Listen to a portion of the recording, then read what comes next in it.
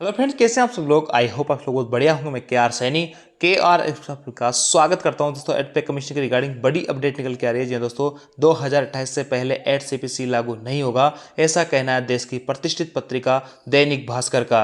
क्या वाकई minimum salary 44,280 होगी? यहाँ पे दैनिक भास्कर में जो आर्टिकल छपा है उसके अकॉर्डिंग 44,200 रुपये आपकी न्यूनतम सैलरी होने वाली है। किस हिसाब से कितना फिटमेंट फैक्टर यहाँ पे लगाया गया है और क्या ये पॉसिबल है? साथ ही दोस्तों, यूपीएस जो है चुनने का आज अंतिम दिन है। जिन भाइयों को यूपीएस चुनना है वो आज चुन सकते हैं। मैंने यहाँ पे यूपीएस चुना या फिर एनपीएस में ही बना रहा हूँ, उसके रिगार्डिंग बात करेंगे। अभी तक यूपीएस कितने लोगों ने चुना उसके रिगार्डिंग बात करने वाले हैं। देखिए दोस्तों, इस दैनिक भास्कर के आर्टिकल के अकॉर्डिंग यहाँ पे देर लगेगी, 2028 तक आपका पे कमीशन जा सकता है, लेकिन सैलरी आपकी अच्छी खासी यहाँ पे बढ़ने वाली है। तो इसके रिगार्डिंग कंप्लीटली बात करने वाले हैं, सारा कुछ आर्टिकल आपको दिखाने वाला हूँ। आगे बढ़ने से पहले दोस्तों बताना चाहूँगा, जो भाई लोग रेलवे अपकमिंग एग्जाम्स की या किसी भी एग्जाम की तैयारी कर रहे हैं तो यहाँ पे टेक्स्ट बुक की तरफ से ज्ञान रात्रि के नाम से ऑफर आ रखा है। ऑफर 27 तारीख से चालू था, तब यहाँ पे yearly text book pass pro 351 रुपये को मिल रहा था। अब ऑफर पे फिर आपको ऑफर दिया जा रहा है और ये सिर्फ आज के लिए रहेगा। आज आपको 307 रुपये में, 351 नहीं दोस्तों, 307 रुपये में आपको ईयरली टेक्स्ट बुक पास में मिल रहा है और ईयरली टेक्स्ट बुक पास में मिक्स मिलेगा 395 रुपये।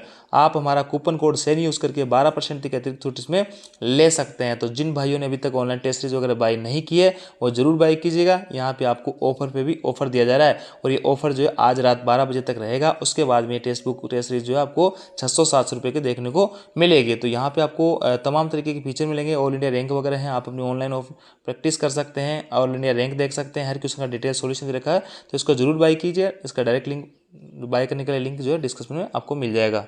देखिए दोस्तों, गूगल क्रोम पे आप ये डालोगे एट पे commission latest update Dainik Bhaskar news, तो यहाँ पे ये आपको खबर निकल के आएगी जो 19 घंटे पहले डाली गई है। 2028 तक पूरी तरह लागू होगा 8वां वेतन आयोग।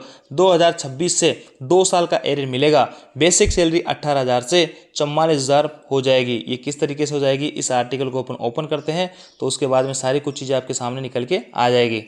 अब देखिए दोस्तों, 2028 तक पूरी तरह लागू होगा 8वां वेतन आयोग। 2026 से 2 साल का एरियर मिलेगा। बेसिक सैलरी 18,000 से आपकी 44,000 हो जाएगी। एक वीडियो भी यहाँ पे डाला हुआ है, देखिए क्या कुछ लिखा हुआ है।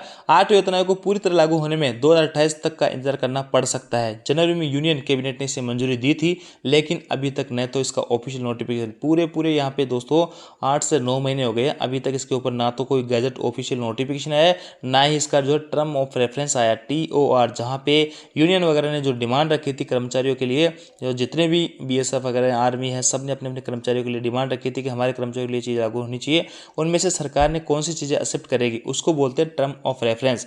फाइनल नहीं हुआ, न ही कमीशन के मेंबर्स की लिस्ट यहाँ पे जारी हुई है।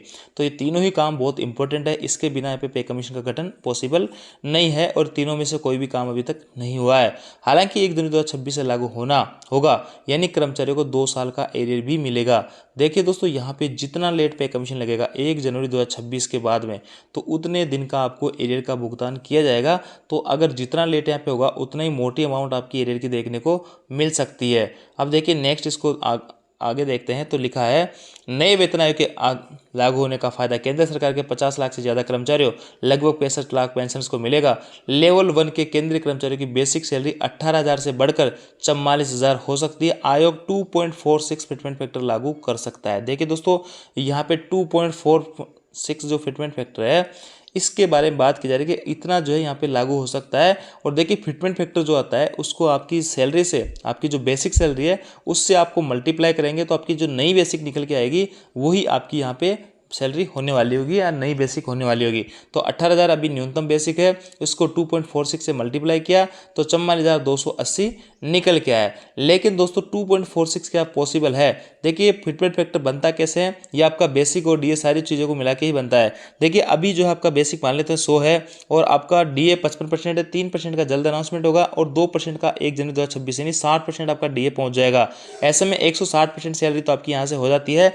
इसमें दोस्तों यहाँ पे 100 से डिवाइड करेंगे तो 1.6 ये फैक्टर तो आपका यहाँ से निकल के आ जाता है सीधा सीधा बिना कुछ करे ही। अब दोस्तों इसके ऊपर सरकार एक इंक्रीमेंट देती है जो कि पे कमीशन के अंदर अच्छा खासा हाइक बनाती है। अगर दोस्तों फुटमेंट फैक्टर आपको 2.46 तक पहुंचना है तो यहाँ पे सरकार को लगभग 54% का इंक्रीमेंट देना पड़ेगा, जो कि 6ठे वेतन आयोग में दिया गया था। आज तक का सबसे मैक्सिमम जो है इंक्रीमेंट यहाँ पे दिया गया था। 54% अगर इंक्रीमेंट यहाँ पे सरकार देती है यानी 1.60 का, 54% निकालते हैं तो 8.86 आता है। इस 0.86 को इसके अंदर ऐड कर देते हैं, इस तरीके से फिटमेंट फैक्टर आपका निकल के आता है। लेकिन दोस्तों किसी भी तरीके से 54% मेरे को नहीं लगता कि सैलरी यहाँ पे हाइक आपकी रहने वाली है। यहाँ पे ये जो है एक एक्सपेक्टेड डाटा बताया गया है। बाकी मैक्सिमम जो चांसेस है आपके फिटमेंट फैक्टर के वो आपके 1.92 और 2.08 यहाँ पे रहने वाला है। देखिए 1.92 फिटमेंट फैक्टर कब लागू होगा, जब आपको सरकार 20% का इंक्रीमेंट दे देगी, और 2.08 कब होगा, जब सरकार आपको 30% का इंक्रीमेंट दे देगी। तो यहाँ पे 20 से 30 के करीब आपका इंक्रीमेंट मिल सकता है और मैक्सिमम चांसेस हैं कि आपको यहाँ पे 1.92 फैक्टर मिले। 1.92 फैक्टर आपको मिलता है तो आपको इस जो न्यूनतम बेसिक 18,000 इसको मल्टीप्लाई कर लेना है, तो लगभग दोस्तों 35,000 के आसपास आपकी यहाँ पे न्यूनतम बेसिक निकल के आएगी। तो मुझे नहीं लगता कि यहाँ पे 2.46 आपको फिटमेंट फैक्टर मिलेगा। किसी भाई को लगता है तो कमेंट करके बता सकता है क्या सरकार यहाँ पे 54% का इंक्रीमेंट एक साथ दे सकती है, जो कि छठे वेतन आयोग में दिया गया था। हालांकि 20% या 25% करीब यहाँ पे सरकार दे सकते हैं इंक्रीमेंट इस तरीके से। अब देखिए इस आर्टिकल के अकॉर्डिंग 1947 में लागू हुआ था पहला वेतन आयोग। कब कब कौन कौन से वेतन आयोग लागू है उसकी लिस्ट यहाँ पे दी गई है। आगे देखेंगे दोस्तों यहाँ पे 8वां वेतन आयोग में सैलरी कितनी बढ़ सकती है, तो यहाँ पे 2.46 के आधार पे जो सैलरी बढ़ेगी वो आपकी 44,280 न्यूनतम हो जाएगी। जितनी भी आपकी बेसिक रहेगी उसको इस फैक्टर से मल्टीप्लाई करेंगे। लेकिन दोस्तों मैंने अभी आपको क्लियर किया कि इतना जो है बड़ा फिटमेंट फैक्टर यहाँ पे मुझे नहीं लगता। हालांकि बड़े लेवल पे जो डिमांड की जा रही है 2.86 की यहाँ पे डिमांड की जा रही है, और यहाँ पे भास्कर ने 2.46 का बताया है।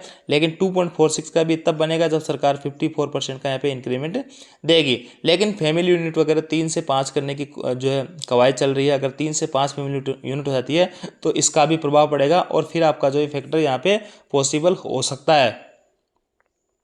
कभी भी वेतन आयोग लागू होता है तो जब भी वेतन आयोग लागू होता है तो आपका डीए 0 से हो जाएगा। और देखिए इसमें लॉन्ग टर्म में बहुत अच्छा खासा फायदा होगा। अभी मान लो किसी भाई को 18,000 रुपये एचआरए मिल रहा होगा, तो अब आपको जो बेसिक आपकी 36,000 या 44,000 जितनी भी हो जाएगी बढ़ के, तो उस पर आपको बेसिक जो है आपका एचआरए मिला करेगा। और साथ ही अगली जो डीए 0 से फिर से शुरू होगा तो आपकी बॉडी मोटी अमाउंट पे लगेगा, तो डीए की राशि आपको ज़्यादा देखने को मिलेगी। तो इसलिए पे कमीशन बहुत ही जो है कर्मचारियों के लिए जरूरी होता है। बहुत इसके लिए बहुत सारा फायदा यहाँ पे कर्मचारियों को रहता है।